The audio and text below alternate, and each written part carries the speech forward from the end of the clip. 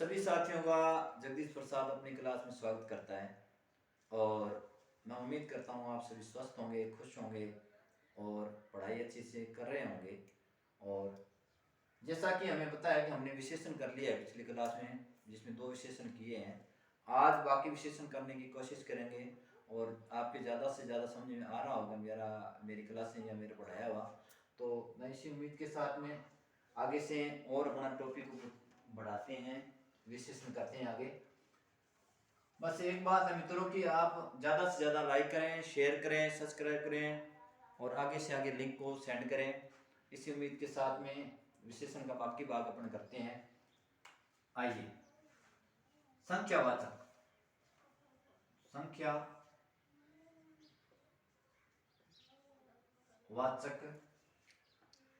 विशेषण।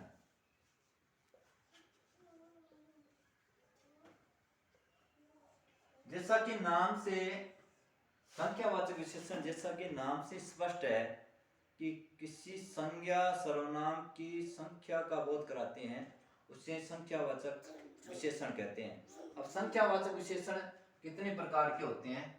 2 प्रकार के होते हैं। कौन कौन से? निश्चित संख्यावाचक विशेषण और अनिश्चित संख्यावाचक विशेषण। अनिश्चित संख्यावाचक विशेषण। जिस विशेषण से किसी संज्ञा के निश्चित संख्या का बोध होता है उसे निश्चित संख्यावाचक विशेषण कहते हैं। और जिस विशेषण से किसी संज्ञा या सर्वनाम की अनिश्चित संख्या का बोध होता है उसे अनिश्चयवाचक संख्या विशेषण कहते हैं। आइए इसको विस्तार से समझते हैं। पहले ले लेते हैं अपन निश्चित संख्यावाचक। निश्चित संख्यावाचक।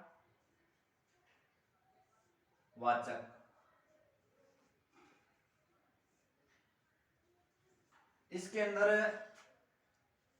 अनिश्चित संख्या का बोध होता है।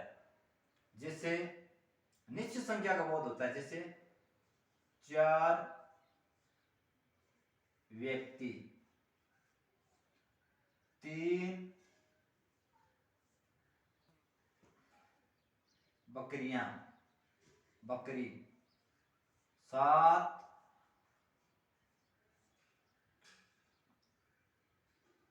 घोड़े। ये 4, 3, 7 व्यक्ति, बकरी, घोड़े की विशेषता बता रहे हैं। ये कह रहे हैं 4 व्यक्ति हैं तो ये निश्चित बात है। और बकरी की विशेषता ये बता रहा है 3 शब्द, 3 बकरियां हैं, ये निश्चितता का बोध करा रहा है। 7 घोड़े हैं, ये निश्चितता का बोध करा रहे हैं। अर्थात ये जो विशेषण है ना, शब्द, ये किसी निश्चित संख्या का बोध करा रहे हैं। और जो निश्चित संख्या का बोध कराते हैं वो विशेषण निश्चयवाचक विशेषण कहलाते हैं, निश्चित संख्यावाचक विशेषण कहलाते हैं। आइए आगे करते हैं। ये जो निश्चित संख्यावाचक बोध विशेषण होते हैं ये 2 प्रकार के होते हैं। ये निश्चित संख्यावाचक विशेषण होते हैं, ये कितने प्रकार के होते हैं? 2 प्रकार के होते हैं। कौन कौन से? पूर्णांक बोधक और अपूर्णांक बोधक। जो विशेषण किसी पूर्ण संख्या का बोध कराता है, किसी पूर्ण संख्या का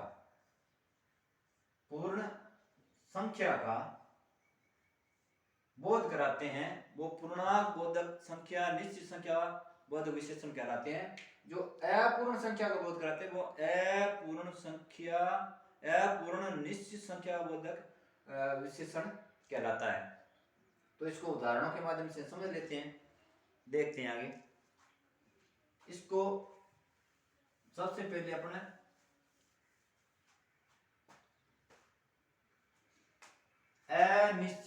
निश्चित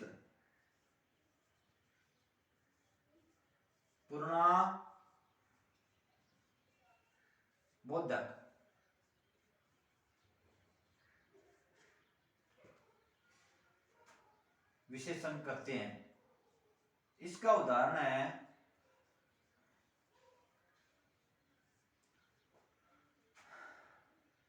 चार शेर।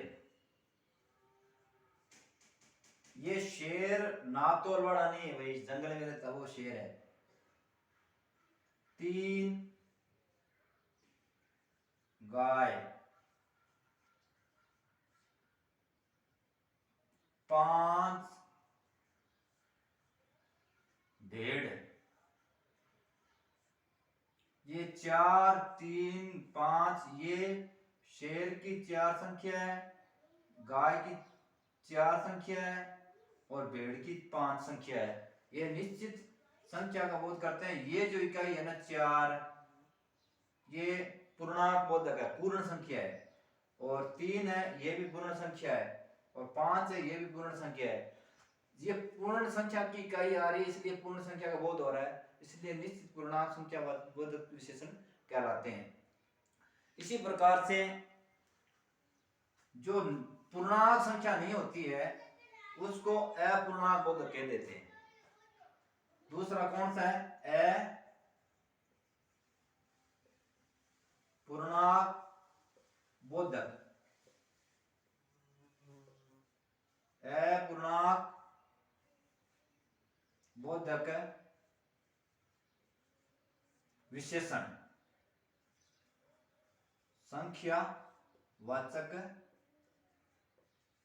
विशेषण।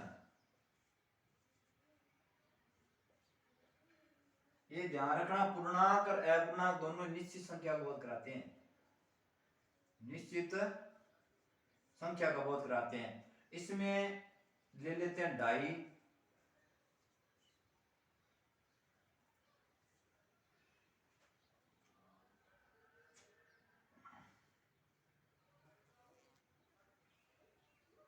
सेब,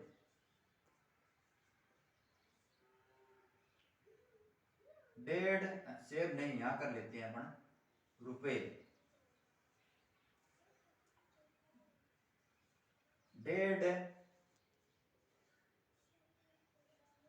रुपए और 3.5 350।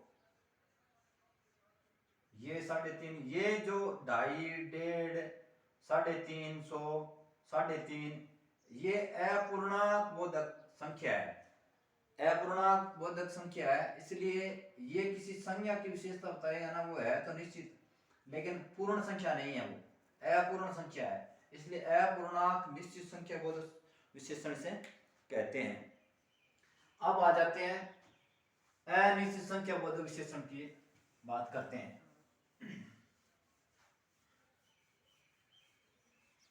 अनिश्चित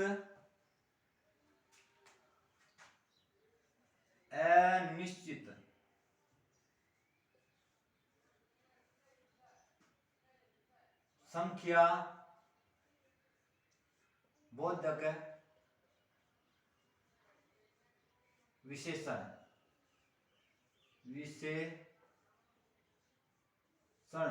नाम से स्पष्ट हो रहा है कि संख्या तो है लेकिन वो निश्चित नहीं है।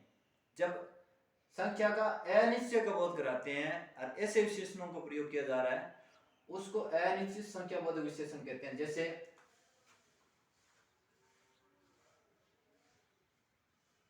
कुछ लोग, जैसे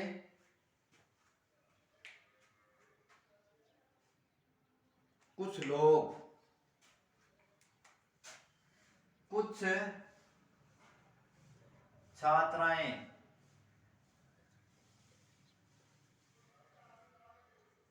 अनेक विद्यार्थी,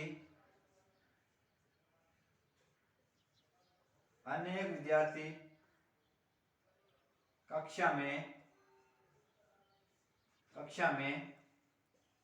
बैठे हैं।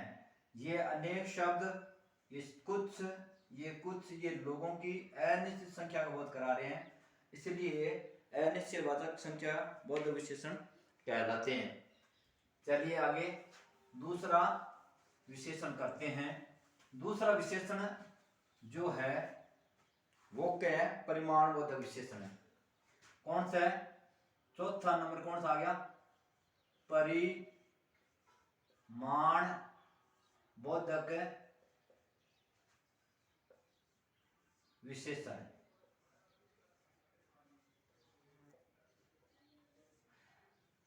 ऐसा विशेषण जो किसी नापतोल की वस्तु का परिणाम का बोध कराता है। किसी नापतोल की वस्तु की विशेषता बताता है। नापतोल की वस्तु को परिमाण कहते हैं और उसका जो उसकी विशेषता का बोध कराता है उसको परिमाण बोधक विशेषण कहते हैं। और परिमाण बोधक विशेषण होता है, ये भी दो प्रकार का होता है। निश्चित परिमाण बोधक विशेषण और अनिश्चित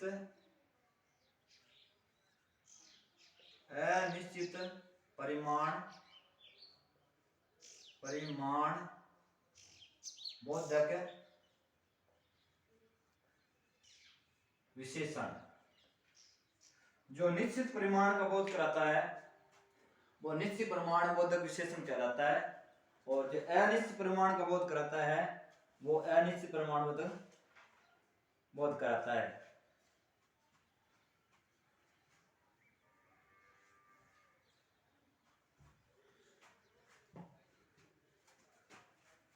जो निश्चित परिमाण का बोध कराते हैं वो निश्चित परिमाण का बोधक विशेषण कहलाता है और निश्चित का नहीं करवाता वो अनिश्चित का करवाता है वो अनिश्चित परिमाण बोधक का विशेषण कहलाता है। जैसे 4 किलो सेब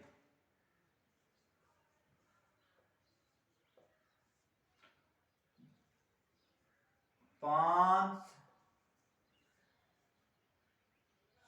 लीटर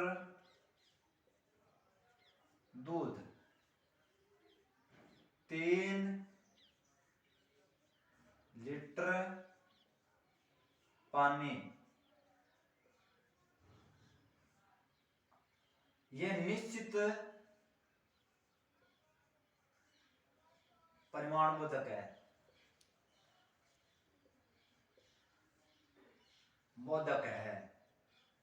कैसे? ये सेब ये नापतोल की इकाई है। ये 4 विशेषण है जो निश्चित संख्या निश्चित परिमाण का बोध कराते हैं। ये 5 निश्चित है विशेषण है जो लीटर नापतोल की वस्तु कौन से दूध इसका बोध कराते हैं। तो 4 किलो 5 लीटर 3 लीटर ये निश्चित परिमाण बोधक विशेषण का उदाहरण है। और इसी प्रकार से आगे समझते हैं अपन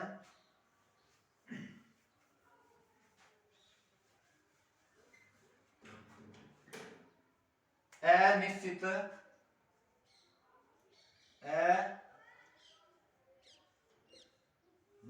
परिमाण बोधक अनिश्चित परिमाण बोधक विशेषण।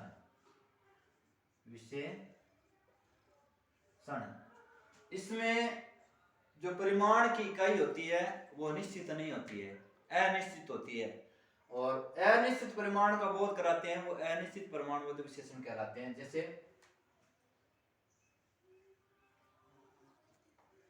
कुछ दूध पी लो, कुछ खाना खा लो। ये जो दूध है इसकी अनिश्चित परिमाण का बोध कराता है। ये भी अनिश्चित परिमाण का बोध कराते हैं, इसलिए अनिश्चित परिमाण बोधक विशेषण कहलाता है। अब चलते हैं आगे वाला विशेषण करते हैं। 5 नंबर विशेषण।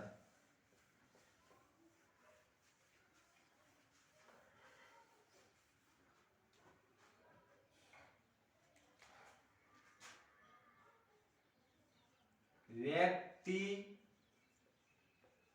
वाचक विशेषण।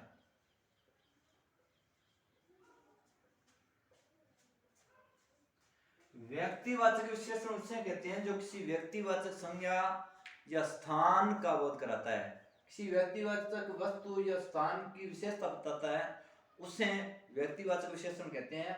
और ये व्यक्तिवाचक विशेषण होते हैं जिस संज्ञा से बने होते, ये जिस संज्ञा की विशेषता बताते हैं उसी से बने होते हैं। जैसे आ गया जयपुरी रजाई, ये जयपुर क्या है, स्थान है, तो जयपुर से जयपुरी हो गया। बनारसी साड़ी, साड़ी बनारसी साड़ी, तो ये बनारस एक स्थान है, उससे ये बनारसी साड़ी बनारसी बन गया। तो ये साड़ी की विशेषता बता रही, ये व्यक्तिवाचक विशेषण कहलाते हैं। एक दो और ले लेते हैं।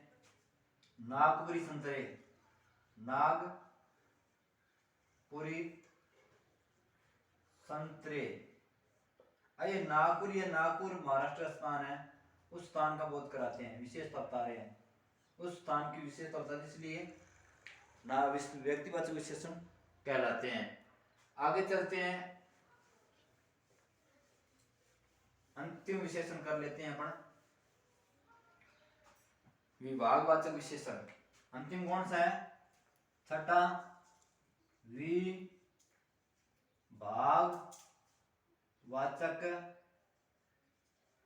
विशेषण।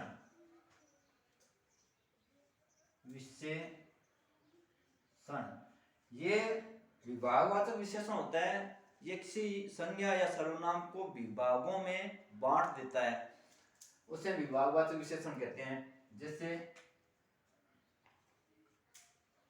प्रत्येक व्यक्ति को केला दे दो,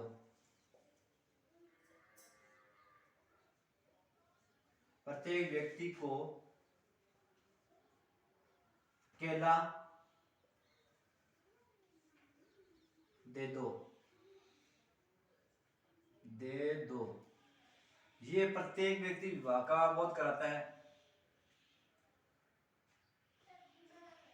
बहुत कई या बहुत सारी मोमबत्तियां जल गई, बहुत मोमबत्तियां जल गई या कई मोमबत्तियां जल गई।